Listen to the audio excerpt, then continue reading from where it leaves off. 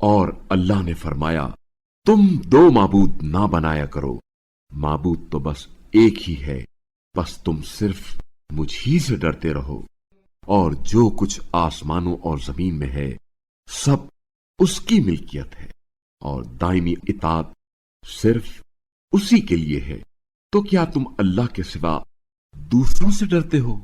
اور تمہیں جو بھی نعمت حاصل ہو وہ اللہ کی طرف سے ہے۔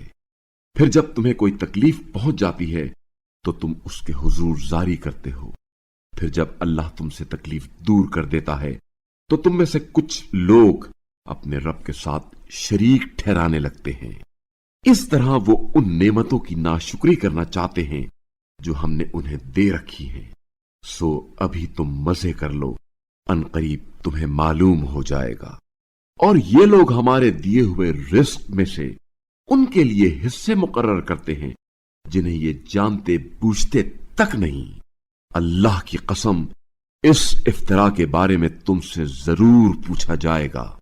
اور انہوں نے اللہ کے لیے بیٹیاں قرار دے رکھی ہیں جس سے وہ پاک و منزہ ہے، اور یہ لوگ اپنے لیے وہ اختیار کرتے ہیں جو یہ خود پسند کرتے ہیں، یعنی لڑکے۔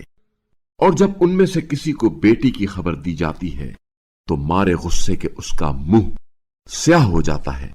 اس بری خبر کی وجہ سے وہ لوگوں سے چھپتا پھرتا ہے اور سوچتا ہے کیا اسے ذلت کے ساتھ زندہ رہنے دے یا اسے زیر خاک دبا دے۔